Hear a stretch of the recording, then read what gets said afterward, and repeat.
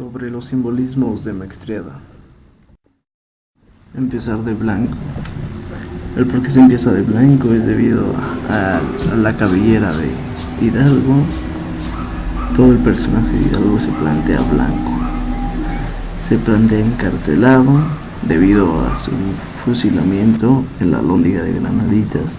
E igual se fusila a sí mismo desde el momento en que da el grito. Entonces la simbología del grito simplemente es eso. El momento en el que Hidalgo empieza a dar el grito es el momento en el que el gatillo de la fusilación está siendo llevado a cabo. El cómo se organizó tiene que ver más bien con el aspecto de la organización del mismo lugar, de donde parte, perdido. Simplemente eso refiere a lo que en otras piezas ya he llevado a cabo, que es la reubicación de lo que está sucediendo como pieza artística fuera de un punto céntrico, para que todo el espacio se vuelva parte de la obra. No hay algo céntrico, todos los personajes, los invente o no, son parte de las posibilidades que puede tener la obra. La improvisación del mismo actor, el pensamiento, el cómo va tomando el entorno, todo tiene que ver con eso. El actor mismo va creando su personaje, como por ejemplo en la escena en la que se tira en el papel maché y no se le pega.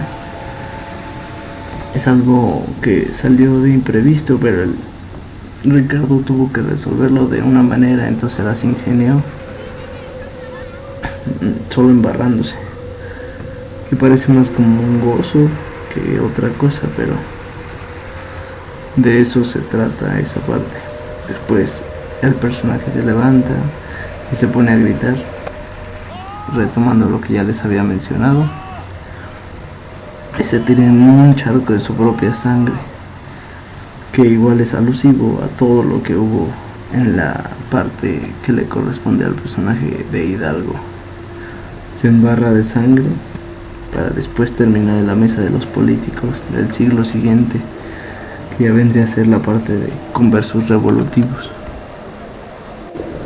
La siguiente sección empieza simplemente con el cadáver del padre de la patria, entre los personajes que yo consideré los más relevantes políticos de aquella época, incluyendo a Krillman, que aunque no era político, es un personaje que define el fin del porfiriato. Tomando a Luis Rodríguez Bedoya, con quien he participado en varias performances también, como Ricardo Aguilar, él personalizando el papel de Díaz como el máximo destructor del pueblo, según algunos aspectos que obviamente tienen sus cosas buenas y sus cosas malas. Sería verlo en un plano histórico dependiendo de las perspectivas. Madero, a quien el PAN ha tomado con tantísimo privilegio, como si fuera un segundo padre de la patria, interpretado por Mario Viedo, Krillman por Alicia Suárez, y teniendo finalmente al que yo consideraría que es el protagonista de este acto, que es Victoriano Huerta, que es el que realmente podría ser el portavoz del político actual. La escena se lleva a cabo en una especie lúdica de mesa de té, donde cada uno está haciendo lo que se le da la gana, creyendo que es lo correcto desde su propio punto de vista. Por ejemplo, la manera en la que Madero ya está anunciando que es el héroe de los panistas del siglo XXI, la manera en la que Huerta se pone a decir majaderías. Ahí Huerta obviamente es una mofa del personaje, igual Madero obviamente, e igual los otros dos.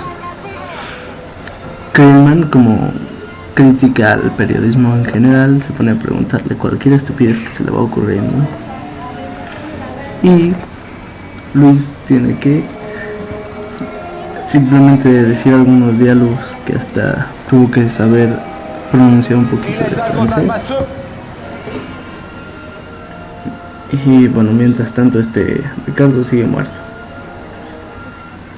¿Qué más se puede mencionar al respecto? Considero aquí que pese a las trabas de Dalia no hubo ningún problema, todos los personajes estuvieron muy bien. La ubicación fue un poco oscura y lo que me hubiera gustado más era nivelar los niveles de contrastes, nivelar los niveles. Bueno, en cuanto al traje de Huerta, que en la oscuridad se pierde, y si se fijan, los personajes que más destacan son los que muestran tonos de palidez. E incluso esta escena fue muy controversial, puesto que la gente se asustaba tanto al ver a Hidalgo muerto, que seguramente nadie entendía que Hidalgo, como el vocabulario de Huerta.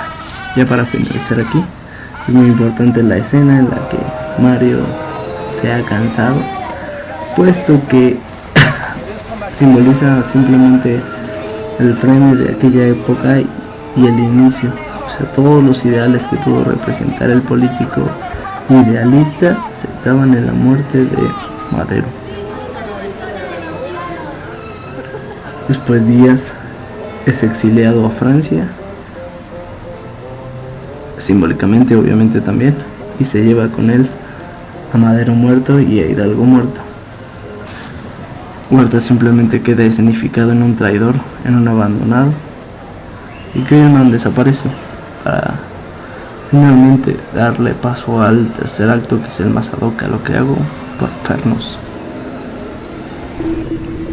¿Cuál es el plan de usar a un gran baterista como Garras Lebowski de Sotex en una pieza donde realmente la virtud de batería no va a servir? Garras Lebowski obviamente representa una especie de impresión personal sobre el político actual. Esto significándose desde el puerco, ya que ya han visto de representación de lo que hago, las rastas metálicas y la sociedad. Simplemente es la alianza que creé en el personaje con el político y mi propia persona. La experimentación de un virtuoso en una pieza totalmente representativa, donde el momento se va dando poco a poco,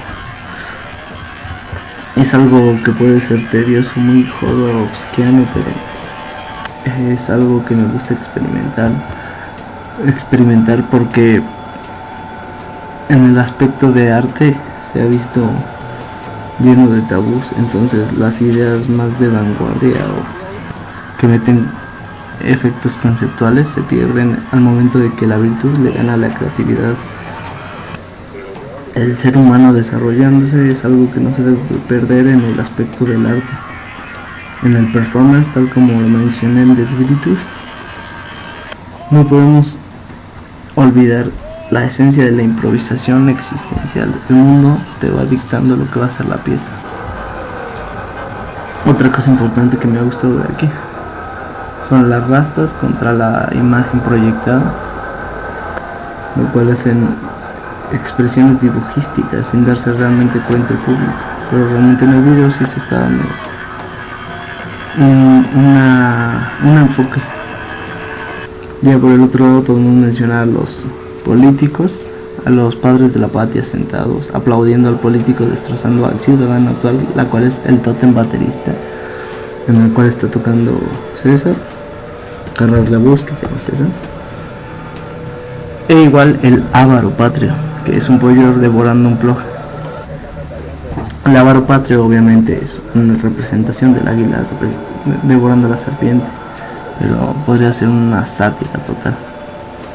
Y en la acción la batería es destruida por defectos o improvisaciones, pero demuestra cómo al final está la situación en esta guerra contra el narcotráfico, etcétera, etcétera.